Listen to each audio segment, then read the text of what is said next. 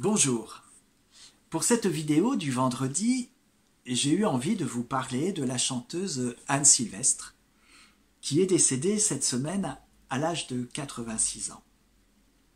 Elle laisse une œuvre immense, par le talent bien sûr, mais aussi par son volume. Car entre ses 24 albums de chansons pour adultes et ses 18 albums de chansons pour enfants, les fameuses fabulettes, cela représente 42 albums, plus un livre qu'elle a publié l'année de ses 84 ans. Il faut dire qu'elle a commencé sa carrière très tôt, en 1954. Elle fut pionnière sur bien des points.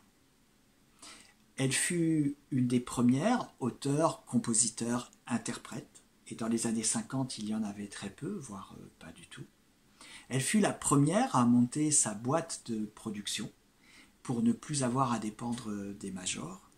Et elle fut aussi et surtout la première à s'emparer et à parler de certains thèmes qui deviendront plus tard absolument centraux, comme l'écologie, le mariage homoparental et bien d'autres choses encore. Et une des causes, un de ses sujets de prédilection était la cause des femmes. Je dis cause des femmes et pas féministe parce qu'elle refusait d'être réduite à cette étiquette-là. Sa place dans la chanson française est immense et nombreux sont les chanteuses et chanteurs qui revendiquent une influence majeure la concernant. Mais je voudrais revenir à ces fabulettes.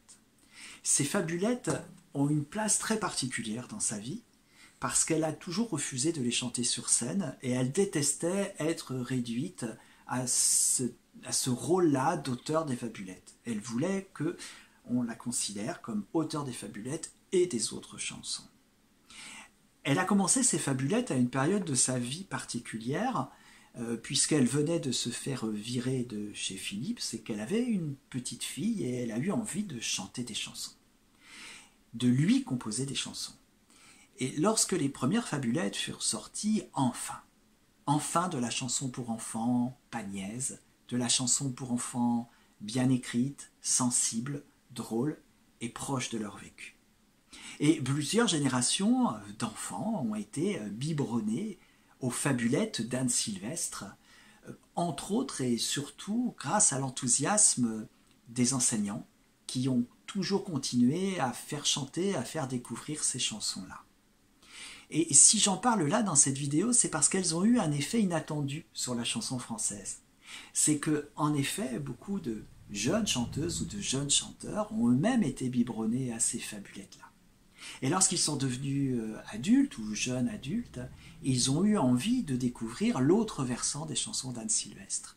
Et ce qu'ils ont découvert a eu une influence majeure sur leur travail. Et lorsque ces jeunes chanteuses et jeunes chanteurs s'appellent Vincent Delerme, Jeanne Chéral, les Ogres de Barbac, évidemment que cela commence à faire sens.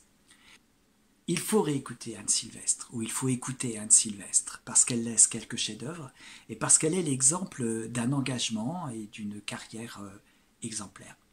Si vous avez des enfants, faites-leur écouter les fabulettes, et pour vous, découvrez ces chansons, elles en valent vraiment la peine. De toutes les chansons qu'elle a créées, il y en a une qui me touche particulièrement et qui s'appelle « Les gens qui doutent ». Et j'ai envie de vous chanter les deux derniers couplets de cette chanson-là, à charge pour vous d'aller écouter bien sûr les autres versions. J'aime les gens qui doutent et voudrais qu'on leur foute la paix de temps en temps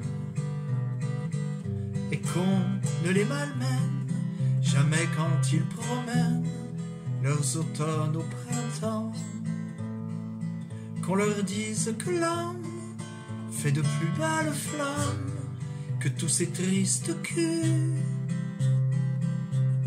et qu'on les remercie, qu'on leur dise, qu'on leur crie merci d'avoir vécu,